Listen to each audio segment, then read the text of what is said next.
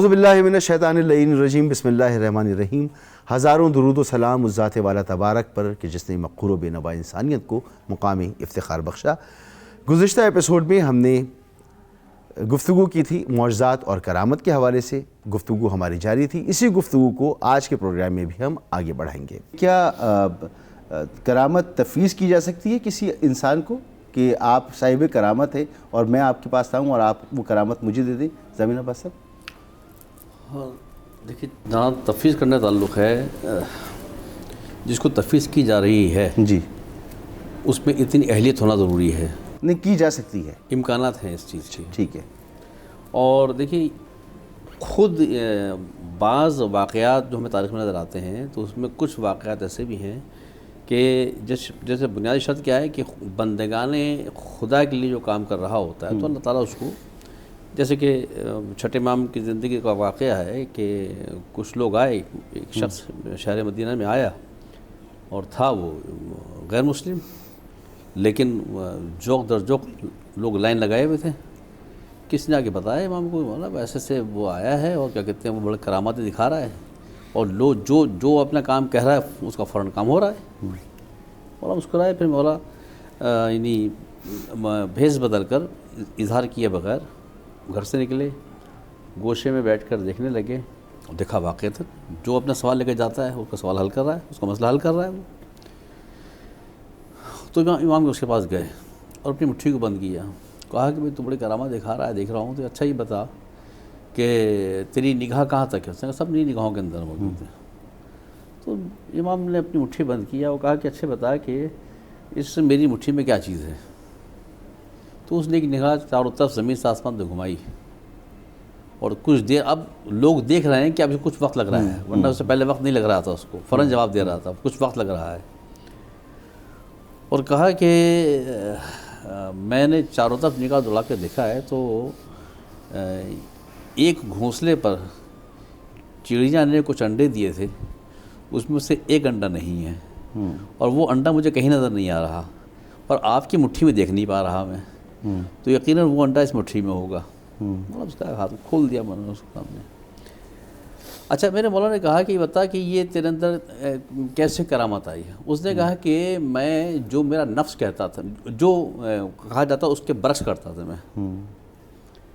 اچھا، مولانا نے کہا اچھا یہ بتا کہ کیا تجھے اسلام پسند نہیں ہے؟ اس نے انکار کیا، مطلب جو کہتے تھے اس کو الٹ کرتا تھا۔ تو مولانا نے کہا ابھی تو خود ثابت کر رہا ہے کہ جو تجھے پسند نہیں ہے، اگر اسلام پسند نہیں ہے تو جو کہا جاتا ہے اس کو الٹ کرتا ہے، تو اسلام میں کیوں نہیں آ جاتا؟ لاجواب ہوا وہ، اس نے مسلمان ہو گیا۔ جب مسلمان ہو گیا تو اب اس کے حالات تبدیل ہونا شروع ہو گئے۔ کیسے؟ پہلے اس کے پاس اختیارات بھی تھے، جو چاہتا تھا ہو جاتا تھا۔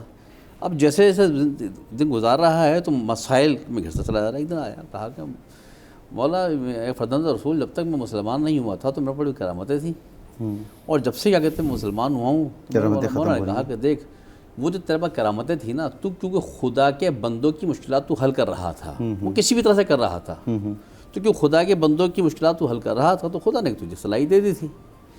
تو نفس کے ساتھ کیوں الٹا کرتا تھا، تو نفس کے ساتھ تو لڑ رہا تھا۔ اور کہا کہ یاد رکھ، دین اور دنیا میں یہی فرق ہے۔ دنیا سمجھتی ہے کہ دیندار ہونے کے بعد نعمتیں برسنے لگیں گی۔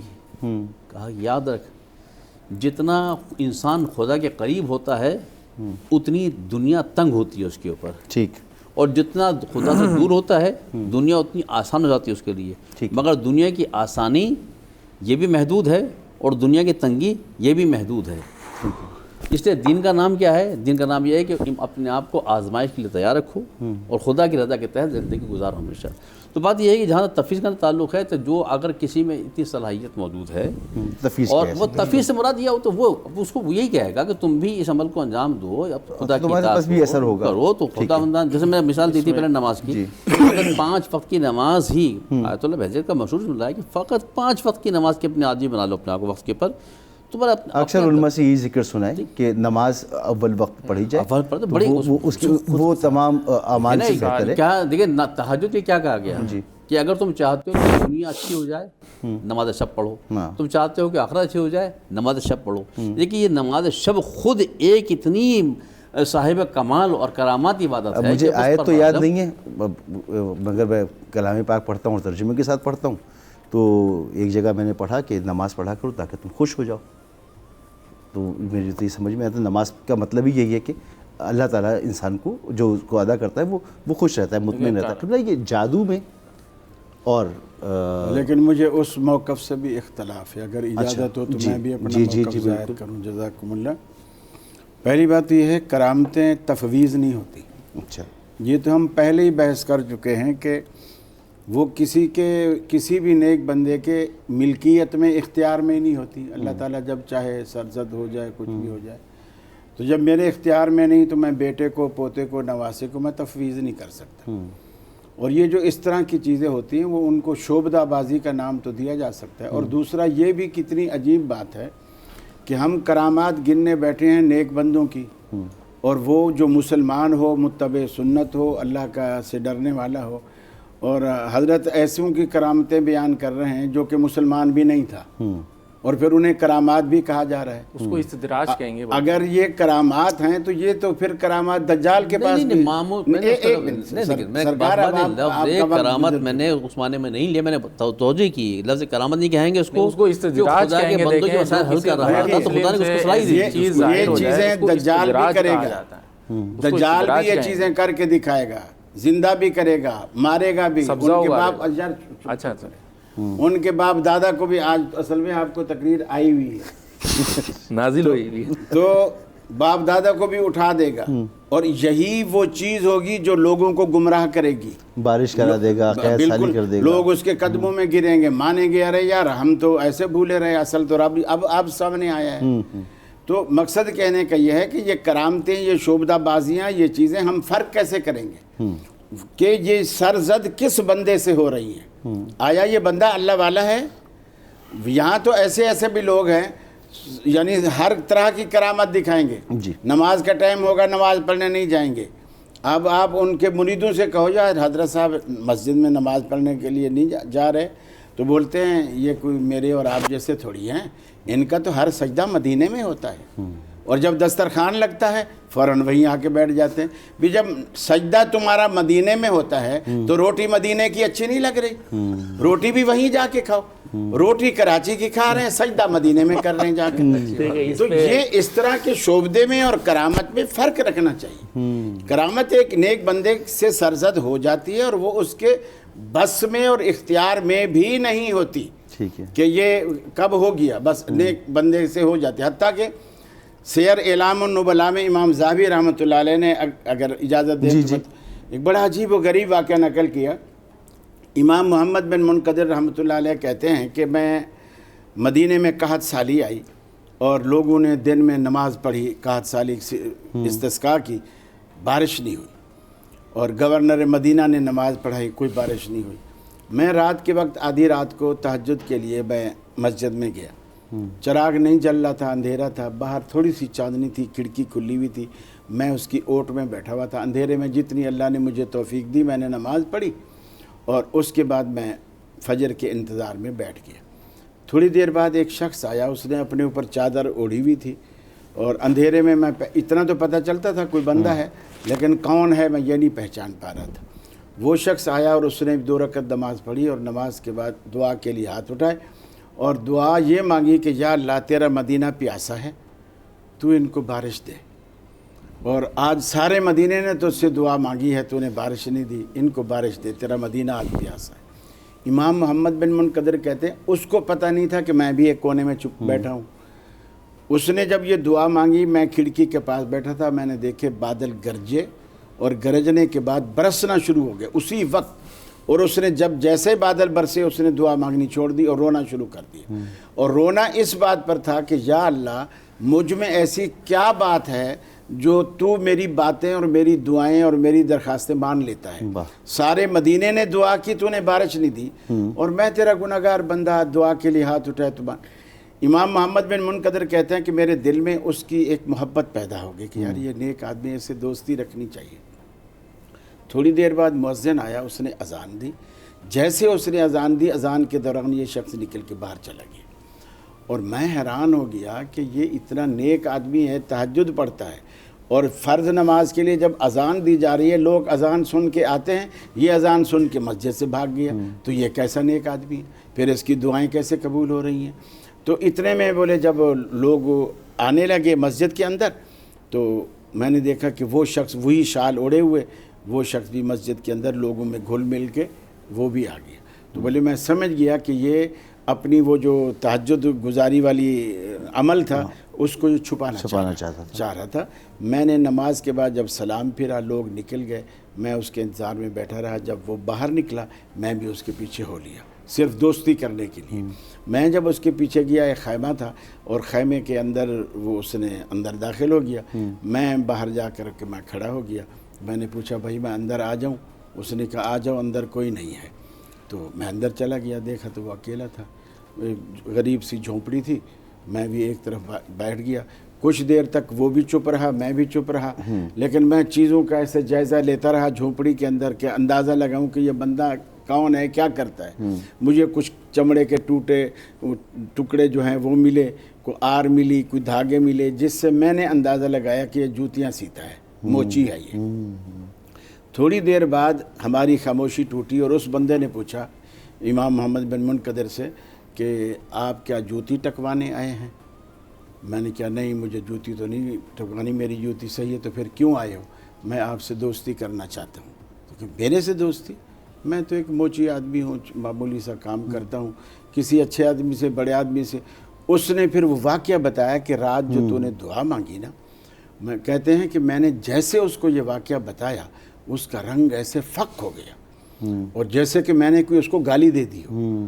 وہ انکار کرتا نہیں بھی نہیں، وہ تیرے مغالطہ ہے، کسی اور کو دیکھا ہوگا۔ خیر میں پھر اجازت لے کے باہر آیا۔ اگلے دن جب میں فجر سے پہلے وہاں آیا، وہ شخص نہیں آیا، فجر میں بھی نہیں آیا۔ فجر کے بعد میں نے سوچا کہ ہو سکتا ہے بیمار ہو، چلو میں نے گھر تو دیکھ لیا، میں تعزیت کر لوں، وہ عیادت کر لوں۔ وہاں گھر کے لیے میں جب گیا تو وہاں ایک دوسرے خیموں کی کچھ ایک بڑھیا بیٹھی بھی تھی، تو اس کا خیمہ وہاں نہیں تھا۔ میں نے پوچھا بڑھیا سے کہ یہاں ایک خیمہ تھا کسی کا، تو بڑھیا مجھ سے کہنے لگی کہ کل تو آیا تھا اس کے پاس؟ میں نے کہا ہاں کل میں آیا تھا۔ تو نے اس کو کیا کہا؟ میں نے تو کچھ نہیں کہا۔ بولے جیسے تو کل اس سے نکلا نا یہاں سے، تو اس نے اپنا سارا خیمہ اکھاڑا، اس کی ایک سواری تھی گدھا، اس کے اوپر لادا اور یہاں سے ہجرت کر کے چلا گیا، اور نہیں بتایا کہ وہ کہاں جا رہا ہے۔ امام محمد بن منقدر کہتے ہیں پھر میں بقیہ ساری زندگی پورے مدینے میں آس پاس بستیوں میں اس شخص کو ڈھونڈتا رہا، لیکن وہ نہیں ملا۔ وہ گیا کیوں تھا؟ اس وجہ سے گیا تھا کہ اس کا جو وہ اخلاص تھا نا، جو خاص اللہ سے تعلق تھا، وہ تعلق لوگوں کے سامنے آ گیا۔ تو اس کے اندر سب سے بڑی ولایت یہی تھی کہ وہ نیکی کرتا تھا اس کو خوش کرنے کے لیے، اور لوگوں کی اس کو پرواہ نہ تھی۔ یہ چیز جب بندے کے اندر آ جاتی ہے، پھر بندہ کہتا ہے اے میرے بندے تو میرا اور میں تیرا، اور یہی ولی اللہ ہوتا ہے۔ ماشاءاللہ ماشاءاللہ ماشاءاللہ۔ ایک بریک لیتے ہیں یہاں پر، اور بریک کے بعد واپس آتے ہیں۔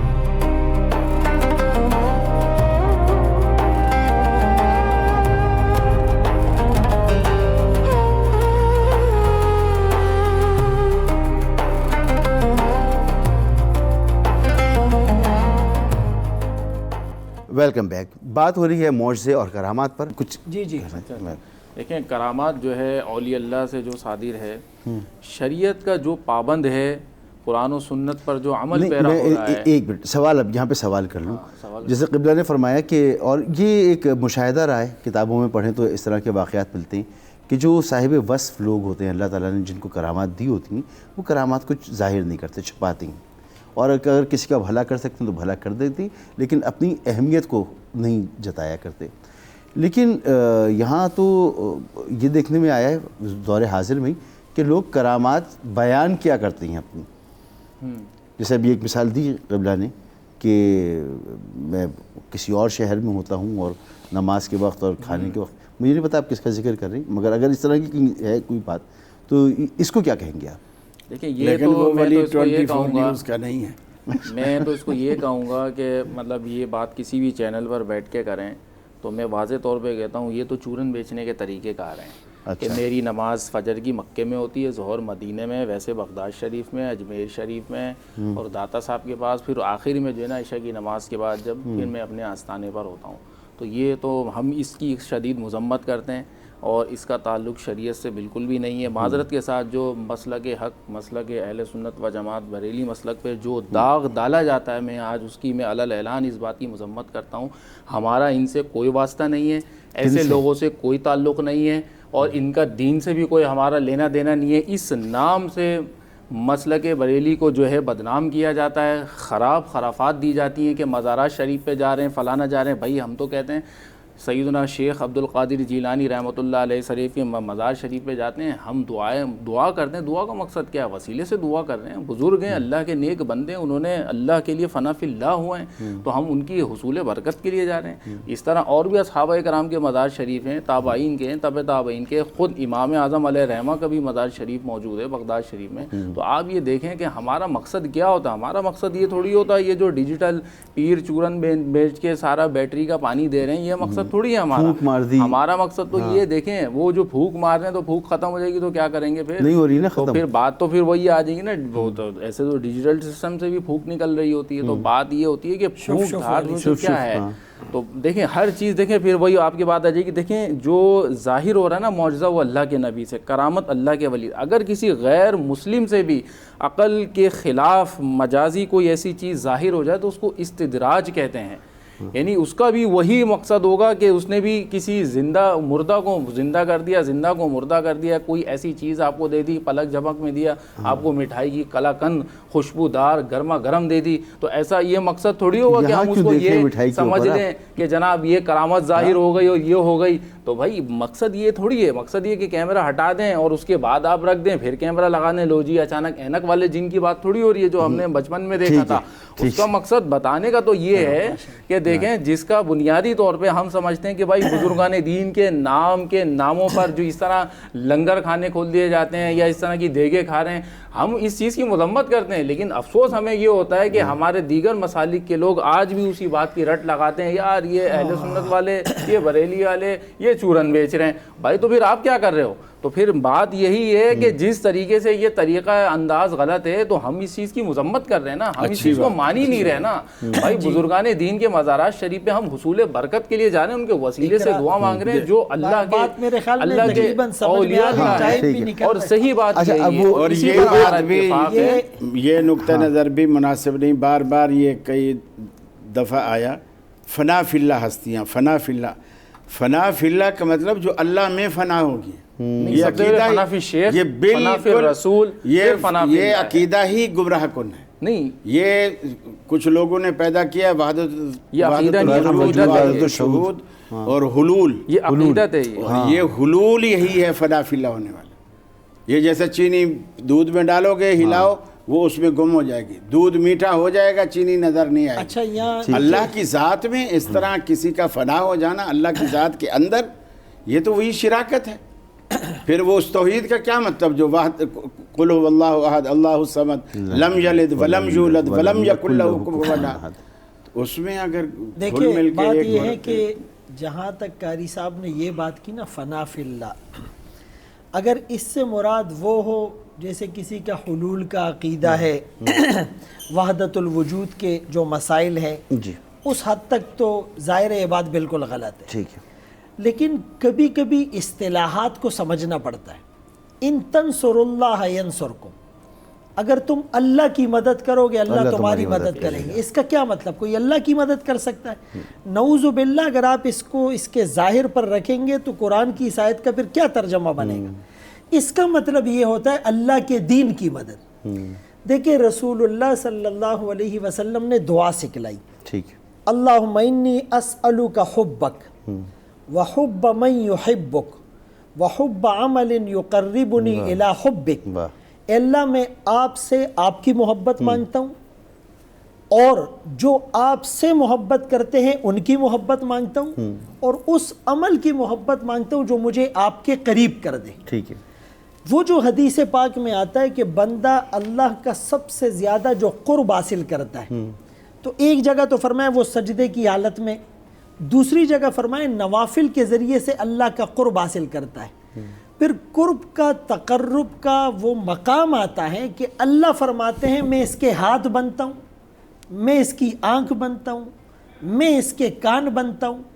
اور وہ جو آتا ہے من کان للہ کان اللہ لہ، جو اللہ کا ہو گیا اللہ اس کے ہو گئے. ہوا بن کر جس کی حفاظت خدا کرے وہ شمع کیا بجھے جسے روشن خدا کرے. تو بعض اوقات کسی ایک مطلب کو اپنی ظاہری محمل پر لے کر اس کا اس طرح بالکلیہ رد اور تردید، تو آپ کم از کم بعض چیزوں کو جو ہے اس میں تھوڑا سا وہ ریلیکسیشن اور لچک دکھائی جائے. ایک بات. دوسری بات یہ دیکھیں جہاں تک اللہ کے ولی ہے، اگر میں ایموشنل انداز میں کسی غیر ولی کی تردید اس انداز سے کروں کہ میری گفتگو سے، میرے ایکسنٹ اور لب و لہجے سے اللہ کے ولیوں کا جو مقام ہے وہ متاثر ہو رہا ہوں. یہ بعض اوقات ہمیں پتہ نہیں چلتا جب میں جذبات میں بول رہا ہوں، یہ سننے والوں کو پتہ چلتا ہے. تو حسن بصری رحمۃ اللہ علیہ نے فرمایا کہ ایک زمانہ تھا لوگ نیکیاں کر کے چھپاتے تھے، اور پھر وہ زمانہ آیا کہ لوگ نیکیاں کر کے بتاتے تھے، اور اب وہ زمانہ ہے کہ نیکی بھی نہیں کی کسی اور نے جتلاتے. اچھا قرآن کی ایک آیت ہے کانوا قلیلا من اللیل ما یہجعون، اس کا عربی گرامر کے مطابق اگر ترجمہ ہو کانوا افعال ناقصہ ہے، کمی پر دلالت کرتا ہے. قلیلاً کے معنی بھی کم ہے، قلیلاً کی تنوین برائے تقلیل اس کے معنی بھی کم ہے، من تبعیضیہ اس کے معنی بھی کم ہے، اللیل دن کے مقابلے میں کم یہ بھی کم، یہجعون کا مطلب اوم. اب ترجمہ آپ کریں اللہ والے رات کو کم، بہت کم، بہت کم، بہت کم سوتے ہیں، عبادت کرتے ہیں. یبیتون لربہم سجدا وقیاما، ساری رات اللہ کے سامنے سجدے اور قیام میں گزاری. تتجافا جنوبہم عن المضاجع، ان کے پہلو ان کے بستر سے الگ ہوئے. لیکن صبح کیا کیا؟ جیسے قاری صاحب نے بڑا اچھا واقعہ سنا ہے، صبح کوئی جتلانا اور اترانا نہیں. وبالاسحار ہم یستغفرون، صبح استغفار کر رہے ہیں. بھائی اس سے کون سا گناہ سرزد ہو گیا؟ کوئی گناہ نہیں ہوا. ساری رات راز و نیاز میں گزارنے والا، لیکن استغفار اس پر جو حق تھا وہ حق ادا نہ ہوا. ما عبدنا کا حق کا عبادت، ما عرفنا کا معرفت. ایک بریک لیتے ہیں یہاں پر اور بریک کے بعد واپس آتے ہیں.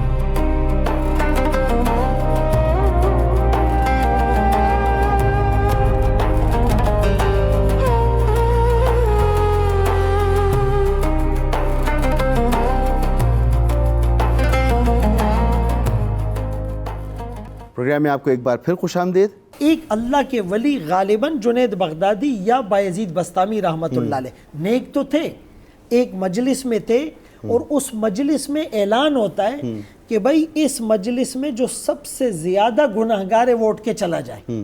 اچھا میں اور آپ ہوتے ہیں نا، آج کا دور ہوتا میں آپ کی طرف، آپ ان کی طرف، وہ اس کی طرف دیکھتے، لیکن یہ جو خود نیک تھے یہ اٹھ کے چلے گئے.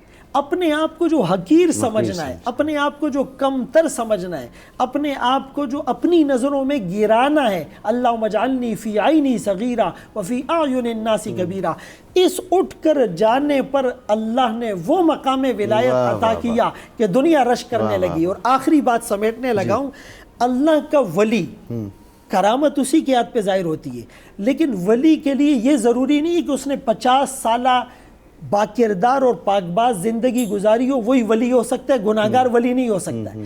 ہم آپ کو ایسی مثالیں دیں گے. ایک مثال میں صرف دوں گا، وہ مثال یہ ہے کہ موسیٰ علیہ السلام کا واقعہ کتاب التوابین میں ہے کہ بارش نہیں ہو رہی ہے. موسیٰ علیہ السلام 70,000 قوم کے بچوں، عورتوں، مردوں، جوانوں، بوڑھوں کو لے کر میدان میں نکلے، آہ وزاری، گریہ وزاری کرنے لگے. اللہ نے کہا اے میرے کلیم، اس مجمع میں ایک گناہگار اور نافرمان ہے، جب تک وہ مجمع سے نہیں جائے گا میں بارش نہیں برساؤں گا. اب موسیٰ علیہ السلام نے اعلان کر دیا. اب اس کو تو پتا تھا کہ یہ میں ہوں. اس نے کہا اے اللہ، اگر میں معافی مانگوں گا لوگوں کو پتہ چل جائے گا، آنکھ سے آنسو نکلے گا، لوگوں کو شک ہو جائے گا. تو دل کی تار اللہ سے جوڑ کر اس نے کہا، دل میں اللہ سے رابطہ اور کنیکشن قائم کیا. وہ آدمی جس کی 40 سال حدیث میں آیا، اس نے کہا عصیتک 40 سنہ، میں نے اے اللہ 40 سال آپ کی نافرمانی کی ہے، لیکن اب میں دل کی تار جوڑ رہا ہوں اور اب میں دل ہی دل میں آپ سے رابطہ کر کے توبہ کر رہا ہوں. فرمایا کہ بارش برسنے لگی اور موسیٰ علیہ السلام کہنے لگے اللہ کوئی نکلا نہیں، بارش برس گئی۔ کہا جس کی مجھ سے جنگ تھی صلح ہو گئی۔ اللہ وہ کون ہے؟ کہا 40 سال تک پردہ رکھا ہے، آج بھی پردہ رکھوں گا۔ صبح کے تخت نشین شام کو مجرم ٹھہرے، ہم نے پل بھر میں نصیبوں کو بدلتے دیکھا۔ واہ واہ واہ واہ، مطلب سمیٹتے ہیں ایک چیز بہت ضروری ہے۔ مجھے اشکال ہے، میں آ رہا ہوں، میں آتا ہوں آپ کے پاس اب۔ لیکن پروگرام لمبا ہو رہا ہے۔ نہیں اب اتنا تو کریں نا، ابھی لوگوں کو اصل میں جو اس وقت ایک ابہام پیدا ہو رہا ہے اس سے نکالنے کی بہت ضرورت ہے۔ لیکن یہ کہ کرامات کا ذکر ہو گیا، معجزات کا ذکر ہو گیا، ٹھیک ہے، وظائف بھی ہوتے ہیں، یہ بھی ہو گیا، لیکن ایک کاہن میں، ایک جادوگر میں اور ایک صاحب کرامت میں فرق کیسے کیا جائے؟ اسی لبادے کے اندر ایک شخص آتا ہے اور وہ کرامت بتاتا ہے، لیکن دراصل وہ جادوگر ہے یا وہ نظر بندی کر رہا ہے، تو اس کی پہچان کیسے ہوتی ہے؟ دیکھیے پہلے تو تھوڑا سا آدھے منٹ کے اندر میرا وہ واقعہ ہو رہا ہے، مطلب یہ نہیں تھا کہ وہ جو نان مسلم آیا تھا وہ کرامت کا اظہار کر رہا تھا۔ میں نے کہا، اس سے پوچھا گیا کہ تیرے پاس یہ جو لوگوں کے مسائل حل کر رہا ہے، ادھر سوال ہوتا ہے جواب دے دیتا ہے، تو کیسے آیا؟ تو اس نے کہا میں اپنے نفس کے خلاف کرتا ہوں بات میں، ٹھیک ہے نا۔ جس پہ مولانا نے کہا تھا کہ اگر میں تجھے کہوں اسلام قبول کر لے، تیرا نفس نہ کرتا تو الٹا کیوں الٹا کرتا ہے نا، تو پھر نفس کے خلاف کر۔ تو بات یہ ہے کہ وہ شخص جو بھی کر رہا تھا وہ کرامت نہیں تھی، بات یہ ہے کہ وہ اپنے نفس کے مخالف کر رہا تھا، لوگوں کے مسائل حل کر رہا تھا۔ تو یہ تو خدا کی دین ہوتی ہے نا، کسی کو بھی دے سکتا ہے، وہ خدا جانتا ہے کوئی، ٹھیک ہے نا۔ اب یہ یہاں پر کئی سوالات اٹھتے ہیں، وہ پھر کسی محفل میں کریں گے۔ دیکھیے یہ وہ میں نے عرض کیا نا کہ یہ وہ کوئی مسلم ہو یا نان مسلم ہو، ٹھیک ہے، یہ خدا کو معلوم ہے کہ کون میرے بندوں کے لیے خالص کام کر رہا ہے، ٹھیک ہے نا۔ جو خدا کے بندوں کی بھلائی کے لیے کام کر رہا ہوتا ہے تو خدا بندہ بعض صلاحیتیں دے دیتا ہے اس کے اندر، ایسا نہیں ہے کوئی اس کی کوئی چلہ کھینچنے کی ضرورت نہیں ہے، وظیفہ کھینچنے کی ضرورت نہیں ہے۔ اس سے پوچھا نہ ہے تو کیا کرتا ہے، اس کا نفس کے مخالف کرتا ہوں۔ اچھا اس کے بعد پھر دیکھیں، اور دوسری بات یہ رہی کہ میں نے عرض کیا تھا کہ جو کرامت ہوتی ہے تفویض سے مراد کیا ہے کہ میرے پاس ملکیت ہے، یہ مطلب نہیں۔ میں نے کہا جو صاحب کرامت ہوتا ہے وہ سامنے والے کو ہدایت کر سکتا ہے کہ تم بھی اس عمل کو انجام دو گے تو اللہ تعالیٰ تمہارے لیے تمہیں عطا کر دے گا، یہ معنی تھے۔ جہاں تک رہا کاہن اور جادوگروں کا، تو دیکھیے جادوگر جی اسلام میں جو شریعت ہماری کہتی ہے جادو کو حرام قرار دیا گیا ہے، ٹھیک ہے نا۔ جب ایک چیز کو حرام قرار دیا گیا ہے تو کرنے والا بھی یعنی راندہ درگاہی ہے ایک طرح سے، ٹھیک ہے نا۔ اچھا اب یہ کہا جائے کہ کیا جادو کوئی علم ہے؟ علم تو ہے اپنی جگہ، ٹھیک ہے نا۔ بس اس کی مثال ایسے ہی ہے کہ بم بنانا کیا علم ہے کہ نہیں ہے؟ علم ہے، لیکن ڈسپوزل آف کرنے والی جو ٹیم ہوتی ہے اس کو بم بنانا آتا ہے تو ڈسپوز کر سکتی ہے۔ اس کا استعمال کیا کر رہا ہے کوئی آدمی، ٹھیک ہے نا۔ اگر کسی علم کو اگر حاصل کیا ہے، اگر وہ خدا کے بندوں کی بھلائی کے لیے کر رہا ہے تو یہ کرامت ہے۔ جادو تو اللہ تعالیٰ کے نام پر ہے ہی نہیں، ہے ہی نہیں نا۔ جادو سے مراد میں نے آج کر رہا ہوں کہ جو کسی کے لیے سے وظائف ہیں، کچھ چیز بتا رہا ہے، کچھ کر رہا ہے یا عملیات کر رہا ہے، سو کہہ لیجیے۔ میں تو عرض کرتا ہوں جادو جو ہے وہ تو خیر فیضی باطل ہے، ٹھیک ہے نا۔ اچھا وہ باطل تو ہے قبلہ، مگر اگر میں قرآن کی طرف دیکھوں تو ہاروت اور ماروت کا ذکر ملتا ہے۔ وما کفر سلیمان ولکن الشیاطین کفروا یعلمون الناس السحر، جادو سیکھنے سکھانے کو قرآن میں کفر کہا گیا ہے۔ کفر کہا گیا، اور ہاروت ماروت کو اللہ تعالیٰ نے سکھا کے من بھیجا۔ اتی کاہنا فصدقہ بما یقول فقد کفر بما انزل علی محمد، حدیث پاک میں ہے کہ جو کسی کاہن کے پاس آیا اور اس کی بات کی تصدیق کی، دو روایتیں، ایک فقط کفر بما انزل علی محمد کہ اس نے محمد صلی اللہ علیہ وسلم کے لائے ہوئے دین کا انکار اور کفر کیا۔ استغفر اللہ۔ دیکھیں ٹھیک ہے، آپ کی بات کمپلیٹ ہو گئی؟ بات کمپلیٹ ہو گئی؟ کاہن اور جادوگر کیا پوچھا تھا آپ نے؟ نہیں آئی ایسے میں یہ پوچھنا چاہ رہا تھا کہ میں آ رہا ہوں آپ کے پاس، ایسے آتا ہوں۔ کاہن اور جادوگر جی تو میں نے عرض کر دیا کرامت میں فرق کیسے کرے ایک آدمی ایک چیز دکھا رہا ہے، دوسرا بھی وہی چیز دکھا رہا ہے۔ اب حضرت موسیٰ علیہ السلام کے سامنے جو وہ سامری کے جادوگر تھے، انہوں نے بھی اپنے اژدھے جو ہے وہ سانپ، رسیاں چھوڑی سانپ بن گئے، ان کا ایسا بھی سانپ بن گیا۔ تو اب دیکھنے والوں کے یہ تو دونوں عمل ایک جیسے ہیں نا۔ لیکن یہ تو دیکھا جائے گا وہ دو کہ جو دیکھ رہا ہے دونوں کے عمل کو، ٹھیک ہے نا، وہ ان دونوں کے ان کی شخصیت کو بھی دیکھے نا، وہ ان کا تعلق کس چیز سے ہے وہ، ٹھیک ہے نا۔ ایک نان مسلم آج ہندو ہیں جو بچنا چاہیں، بڑے بڑے کرامت دکھا رہے ہوتے ہیں، ٹھیک ہے نا. بات یہ ہے کہ جو نام دے رہا ہے جو کہے گا بھئی کرامت، تو جیسے تذکرہ ہو چکا ہے، کرامت تو صرف اور صرف جو اللہ کے ولی ہوتے ہیں یا وہ جو اللہ کے مقرب ہوتے ہیں، اللہ تعالیٰ ان صلاحیت پیدا کر دیتا ہے، لوگوں کی مشکلات حل کر دیتے ہیں، وہ تو خدا. لیکن جہاں تک تعلق رہا ہے کہ کوئی تمیز کیسے کی جائے، تو تمیز تو پھر وہ دیکھا جائے گا کہ وہ جو دو افراد ہیں وہ ہیں ان کو دیکھا جائے. جی یہیں گفتگو کو روکتے ہیں، ایک بریک لیتے ہیں اور بریک کے بعد واپس آتے ہیں.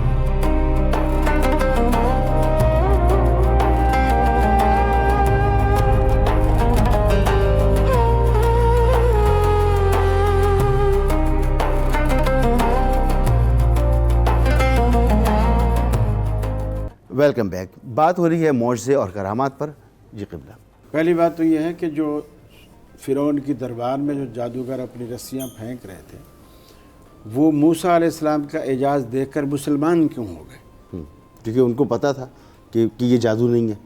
ہاں، وہ کس چیز سے پہچانا، وہی پہچان آج بھی ہے. قرآن کہتا ہے وہ جو جادوگر جادو کرتے ہیں وہ چیز کی ماہیت کو تبدیل نہیں کرتے. سحروا اعین الناس، لوگوں کی آنکھوں پر جادو کرتے ہیں اور آنکھ کو لگتا ہے کہ یہ سانپ ہے، جبکہ حقیقتاً وہ سانپ نہیں ہوتا، رسی ہی ہوتی ہے. اور جو جادوگر ہے وہ جب اس نے یہ دیکھا کہ موسیٰ علیہ السلام جو لاٹھی پھینکی، یہ ان کی لاٹھی اگر یہ لاٹھی ہوتی اور جادو ہوتا تو ہماری رسیوں کو کھاتی نہیں. لاٹھی تو نہیں کھاتی، لیکن ان کا اجدہ ہمارے سانپوں کو کھا گیا. اس کا مطلب یہ کوئی الگ سے حقیقتاً کوئی سانپ آ گیا ہے جو آنکھ کا دھوکہ نہیں ہے. تو جادو دھوکہ ہے اور اعجاز بالکل حقیقت ہے اور سچ ہے، اللہ کی طرف سے ہے. یہی کرامت کا معاملہ بھی ہے کہ وہ آنکھ کا دھوکہ نہیں ہوتا، حقیقتاً ہوتی ہے. اب رہا دوسرا کانٹا جو میرا ابھی تک اٹکا ہوا ہے، وہ یہ کہ محترم فضل سبحان صاحب نے جزاک اللہ کہ یہ تو فرمایا کہ اس معنوں میں یہ صحیح ہے کہ فنا فی اللہ کا عقیدہ رکھنا یہ ناجائز ضرورت ہے. اور پھر انہوں نے جو مثال دی کہ ان تنصر اللہ ینصرکم، پھر اس کی تائید میں ایک حدیث پیش کی کہ اللہ کہتا ہے، یہ حلولی جتنے بھی ہیں اسی حدیث کو پیش کرتے ہیں. جس طرح انہوں نے ان تنصر اللہ ینصرکم کا مفہوم تعبیر بیان کی، اس حدیث کی بھی تو تعبیر بیان کریں کہ کیا اللہ واقعی اس بندے کا ہاتھ بن جاتا ہے؟ کیا اللہ واقعی اس بندے کی آنکھ بن جاتا ہے؟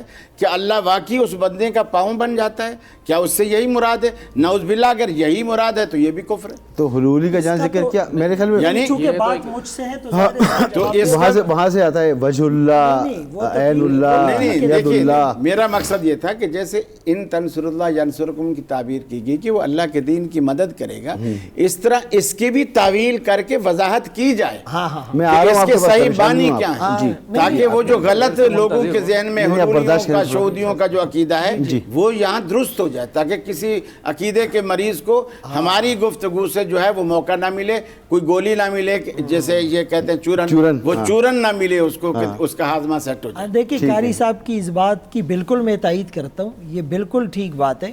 لیکن بات وہی آ جاتی ہے نا کہ اب آپ نے 5 منٹ میں کتنی بات کرنی، تو ظاہر سی بات ہے کہ جب 5-6 چیزیں ہوتی ہیں جس پہ ڈیبیٹ ضروری ہوتی ہے تو ہم اس پہ اشارات دیتے چلے جاتے ہیں. باقی خدا نخواستہ یہ تو تجسیم کا اور مجسمہ کا عقیدہ ہو گیا، اللہ کے لیے اعضاء کو ثابت کرنا. لیکن مثال حدیث میں آئی ہے تو اس کا مطلب وہی ہوتا ہے کہ اللہ کی مدد، جس کو ہم نصرت خداوندی، تائید ایزدی کہتے ہیں، وہ شامل حال ہو جاتی ہیں. اور ایسے لوگوں کو اللہ پاک لو اقسم علی اللہ لا برہ، کیا یہ حدیث نہیں ہے کہ اگر یہ اللہ کے نام کی قسم اٹھا کر کہیں کہ یہ کام ہو لا برہ، اللہ اس کی قسم کو پورا فرما دیتے ہیں. تو فنا فی اللہ سے مراد یعنی اللہ کی محبت میں ڈوب جانا، فنا فی اللہ کی تہ میں بقا کا راز مضمر ہے، جسے مرنا نہیں آتا، اسے جینا نہیں آتا. ان صلاتی و نسکی و محیایا و مماتی للہ رب العالمین. تو میرا اشارہ بالکل اسی بات کی طرف تھا کہ اللہ کی محبت میں فنا ہو جانا یہ مراد ہوتا ہے. باقی وہ تجسیم کا عقیدہ ظاہر ہے وہ بالکل ایک شرکیہ اور کفری عقیدہ ہے. اور ہم جیسے میں نے کہا نا کہ اب ہماری بات سے کسی کو غلط چیز کا موقع نہ ملے، تو آپ کے انداز سے بھی کسی کو جو ہے وہ اس ولیوں کے حدیث خلاف کا بات چاہنے کا نہ ملے. اس حدیث کا مطلب صرف اتنا ہے کہ وہ جو جس بندے کا اللہ ہاتھ بنتا ہے، آنکھ بنتا ہے، پاؤں بنتا ہے، اس کا مطلب یہ ہے کہ وہ بندہ اپنے ہاتھوں سے وہ کام کرتا ہے جو اسے پسند ہے. وہ چیز یہ مطلب ایک منٹ نہیں، یہ مطلب ایک کہاں سے ثابت ہے؟ وہ یہ ثابت جہاں کیا؟ سے آپ نے نکالا نہیں آپ کہ بتائیں نا. وہ آنکھ سے وہ یہ تو- چیز اب وہ دیکھیں نا، یہ چیز تو وہی بات دیکھیے میں بھی گزارش کروں گا. اب ایک منٹ پھر بھی وہی یعنی بات اس آ کا گئی وہی کہ مطلب ہے، یہ کہاں لے کر نہیں تو یہ مطلب جو آپ نے نکالا یہ کہاں سے ان نکالا؟ تنصر اللہ ینصرکم لو اقسم علی اللہ. نہ میں حدیث بتا یہ جو آپ نے کہا کہ وہ فنا فی المحبت لو اقسم یا اللہ یہ اصطلاح حبک، دنیا کی کسی حدیث کی کتاب میں یہ اصطلاح میری اصطلاحی مشرکین کی اصطلاح ہے. میرا یہ کلام اصطلاح نہیں سن ہونی لیں. چاہیے. اللہ حسن. آپ میرا بالکل کلام غلط سن لیں، اس میں احادیث پڑھ رہا ہوں اور یہ اس پر دلیل نہیں پڑھ رہے کہ اس کا یہ مطلب ہے. لو اقسم علی اللہ حدیث لا برہ پڑھنے کا کیا مطلب ہے؟ بھائی لو ایک اقسم علی منٹ اللہ لا برہ. چلو اگر اسی طرح آپ راضی ہوتے، حدیث میں آتا ہے قیامت والے دن اللہ تعالیٰ بندے سے پوچھے گا، اے میرے بندے میں بیمار تھا، تو نے میری عیادت نہیں کی تھی، میں بھوکا تھا، تو نے مجھے کھانا نہیں کھلایا تھا، میں برہنہ تھا، تو نے مجھے کپڑا نہیں پہنایا تھا. یہ تو آپ کے خلاف ایک یہ حدیث. سنے تو صحیح. وہ کہے گا اے الہ العالمین تو کھانے پینے سے پاک ہے، تو بیمار ہونے سے پاک ہے، تو کپڑے کی حاجت سے پاک ہے. اللہ کہے گا میرا فلاں بندہ، یعنی اللہ تعالیٰ مجازی طور پہ آ گئے نا. دیکھیں وہی بات مجازی طور آپ پر سمجھ نہیں رہے. آپ سمجھ میں نہیں یہی کہلوانا چاہ رہا ہوں کہ آپ اس کا مفہوم غلط دے رہے ہیں پبلک کو. مطلب آپ غلط لے رہے فنا ہیں. فی اللہ کا مطلب آپ یہاں نہیں، غلط، بالکل ٹھیک. اس لیے کہ صوفیہ یہی آپ حدیث ان کوٹ سے کر بھی یہ کے پوچھیں یہ نا. کہتے ہیں کہ ہم دودھ میں شکر بن کر گھل گئے. یہ عقیدہ باطل ہے. اور آپ اللہ گولی کی بن کے آ گئے. دیکھیے اللہ کی ذات میں کوئی حلول نہیں کر سکتا. تو اس کا تو کوئی بھی وہ تو ذکر کیا بھی فنا نہیں. الی اللہ نہیں بھائی آپ کو سمجھ نے نہیں آ گیا. دیکھو فنا الی اللہ آپ نے کا یہ فنا فی اللہ ہونے پر یہی دلیل پیش بھائی کی یہ دلیل اس لیے وہ کانٹا اٹکانا کہ میں نے کہا یہ ابھی تک غلط بات ہے. حب اللہ، فنا فی اطاعت اللہ، فنا اللہ تعالیٰ فی کی عبادت اطاعت اللہ. مراد ہے ان کی. جب میں نے شعر سنایا تھا نا آپ کو نعت کا، اسی طرح سے تو تھا، عشق خیر الورا میں فنا ہو گیا، خاک تھا خاک سے کیمیا ہو اصل میں گیا. میں آپ کو ایک بات بتاؤں، عقیدے کے جو مسائل ہیں نا قاری صاحب وہ بعض شعر اوقات دیکھیں سنیں، قاری شعر و صاحب بعض شاعری سے اوقات حل جو ہے نہیں نا، ہوتے. یہ میں نے کہا نا یہ جذباتیت میں بات کر جاتے. بہرحال اگر یہ میری بات سن سورہ لیتے سورہ اخلاص میں نے کا وضاحت سورہ کر دی. اخلاص کے وہی معنی ہیں آپ کے نزدیک بھی جو قبلہ کے پیش نظر ہیں. کیا سورہ اخلاص جی بالکل ٹھیک ہے، وہی معنی ہیں. تو باقی ہو سکتا ہے کلام کا باقی تو پھر یہی ہے، روٹی یہاں اور سجدہ مدینے میں. نہیں باقی تو پھر میں ان کو نہیں چھوڑ سکتا، وہ بہت دیر سے برداشت کیے بیٹھے. دیکھیں مسئلہ یہ ہے کہ ایک تو ہوتا ہے عقیدہ اور ایک ہوتی ہے عقیدت. جو بامانہ لفظی لیا جا رہا ہے، ہم اس کا مقصد یہ نہیں کہہ رہے کہ دیکھیں اللہ تبارک و تعالیٰ کے حکم کے بغیر کوئی چیز نہیں ہو سکتی. اس میں سب کا عقیدہ، آپ کا بھی سب کا ہے، ہر مسلمان کی شعور کا ہے. اس میں کوئی شک کی گنجائش ہی نہیں. اگر اس میں کوئی شک کرے تو وہ اسلام سے ہی خارج ہو جائے گا. ایسے ہی ہے نا. مقصد ہمارا میں کہتا چلوں ابھی میں نے ذکر کیا کرامت کا. ایک صاحب یہاں پر ہی کراچی شہر میں ہی رہتے اور کوئی صاحب مجھے ان کے پاس لے کے گئے، میری ملاقات ہوئی تو وہ انہوں نے کرامات دکھائی وہاں پر اور حیران کیا. ایسے کر کے انہوں نے دامن پکڑا، ایسے جھٹکا دیا، اتنا بڑا سا ایک تالا نکلا. یخیل الیہ من سحر، پھر ایسے کر کے انہوں نے دامن کیا تو ایک ایسا تعویذ نکلا اس کے اندر سے. پھر انہوں نے بہت سارے کپڑے تھے وہ جھاڑتے رہے تو اس کے اندر تعویذ اور تالے جھڑتے رہے اس کے اندر. وہ یہاں موجود ہیں، کراچی شہر میں موجود ہیں، بڑی اہم شخصیت ہے. جی جی. ایک انڈے والے بابا بھی بڑے مشہور تھے، سوشل میڈیا پر آئے تھے. پھر آپ کے کسی میں مذاق نہیں کر رہا، نہیں میں بھی مذاق نہیں کر رہا. مسئلہ یہ ہے کہ دیکھیں یہ پھر وہی خرافات کی بات آ جائے گی جس کی مذمت ہم نہیں کر رہے، قرآن اور سنت مذمت کر رہا ہے، جس کا شریعت سے کوئی تعلق نہیں ہے. کہ ہم نے یہ کر کے تالا نکال دیا، انڈے میں سے سوئی نکال دی. میں نے دیکھا ہے اپنی آنکھوں سے. دیکھیں پھر بھائی آپ میری بات کو تو پہلے آگے چلنے دینا. جب آپ آگے نہیں چلنے دینے تو مسئلہ کیسے حل ہوگا؟ اب دیکھیں یہ سارے کے سارے چورن بیچنے کے طریقے کار رہیں گے. خلاصہ یہ میں کوئی ان کو خوش کرنے کے لیے نہیں کہہ رہا ہوں قاری صاحب، تاکہ درجات بلند ہو جائیں. نہ فضل تو اس زمانے میں کرامات نہیں ہوتی. کرامت ہیں، لیکن دیکھیں کرامت تو آپ کو کیا پتا، اللہ کے ولی بہت سے ایسے بھی ہیں جن کو خود نہیں پتا میں اللہ کا ولی ہوں میں، اور ان سے کب کرامت ظاہر ہوگی ان کو یہ نہیں پتا. بہت شکریہ. اس کا آپ کا اتفاق ہے، آپ کا بھی اتفاق ہے، آپ کا بھی، اور ہم سب کا اتفاق. کرامت کو بامانہ ایک مذاق بنا دیا ہے. اس پہ بھی اتفاق ہے کہ آج آپ مجھے بریلوی نہیں لگ رہے. ہاں ماشاء اللہ. کوئی مسئلہ نہیں ہے. آپ سب کا بہت شکریہ. وقت ختم ہو گیا ہے, یہاں پر ہم اپنی گفتگو کو روکیں گے. معجزے اور کرامات پر گفتگو کی. وظائف بھی بہت امپورٹنٹ ہیں, لیکن علماء اکرام اس بات پر متفق ہیں کہ نماز کی پابندی کریں, اس کے ساتھ وظائف کریں, اس کے ساتھ باقی تمام عبادات کریں. اگر آپ نماز نہیں پڑھتے, حقوق اللہ ادا نہیں کرتے, حقوق العباد ادا نہیں کرتے, اور اس کے علاوہ کچھ چیزیں کرتے ہیں, شاید یہ مناسب نہیں ہے. پہلے جو شریعت نے واجب کی ہیں چیزیں, ان کا احترام کریں, ان کا خیال کریں. بس وظائف بھی, فرائض بھی, حقوق اللہ بھی, حقوق العباد بھی, اور زندگی میں ایک بیلنس رکھیں. بہت شکریہ قبلہ آپ کا, آپ سب کا بہت شکریہ. اجازت دیجیے, اگلے ایپیسوڈ میں پھر ملاقات ہوگی. اللہ حافظ.